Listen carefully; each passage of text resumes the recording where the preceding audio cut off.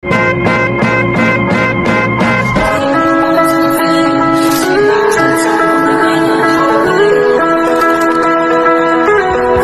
dan teman-teman semuanya, pada kesempatan kali ini dalam proyek UAS terkait dengan pembuatan video, sebelum itu kami akan memperkenalkan diri masing-masing. Perkenalkan, nama saya Tony Sari Jasmita Tritan dengan NIM 24221408. Saya Magda Fajar Wajid dengan NIM 24221444.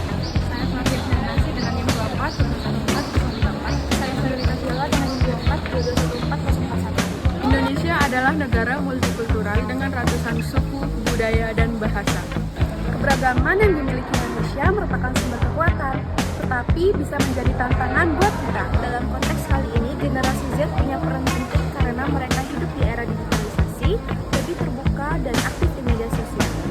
Multikulturalisme berarti hidup saling berdampingan dan saling menghargai. Kenalin kan, nama aku Afal dan itu kakaknya namanya siapa? Aku Anik. Oke. Sebelumnya kita sini tanya ya Kak.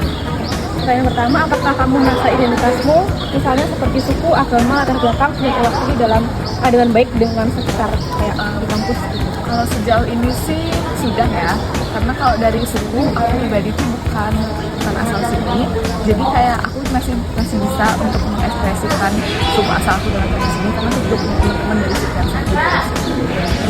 Lalu menurut kakak, masyarakat multikultural itu yang ideal seperti apa sih? Masyarakat multikultural yang ideal itu yang kita tahu, Indonesia itu kan negara yang punya banyak suku, bahasa, dan budaya juga yang beda-beda.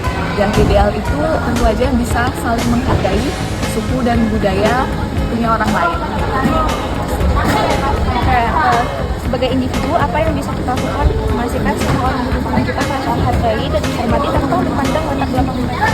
Kalau menurutku, karena ini lingkungan kampus itu kan lebih luas ya kan, jadi menurutku tuh mulai dari hal yang jelajah, kayak kita tuh bergaul sama orang, sama berbagai macam orang yang emang beda gitu sukunya dari kita, terus juga mendengarkan pendapat mereka kalau misalkan bekerja kelompok.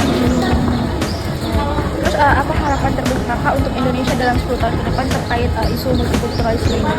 Harapan aku untuk Indonesia ke depannya itu bisa menjadi bangsa yang toleransinya itu jauh lebih kuat lah dibandingkan yang sekarang. Terus juga yang bangsa yang bisa saling merangkul satu sama lainnya itu lebih erat lagi. Terus pernah nggak kakak menyaksikan atau mengalami sebuah stereotip budaya yang kurang tepat, bagaimana seharusnya kita menyikapinya? Tentu aja pernah sih. Terus cara kita menyikapinya tuh kalau yang namanya stereotip itu kan emang agak susah ya. Terus mungkin bisa meluruskan stereotip budaya itu juga kurang tepat mungkin sama budaya kita gitu. Belajar untuk bisa menghargai lah stereotip budaya lainnya. Indonesia adalah rumah bagi keberagaman luar biasa, ratusan suku, ribuan pulau, serta tradisi yang tumbuh berdampingan selama berabad-abad. Di tengah kekayaan budaya inilah, generasi Z lahir dan berkembang.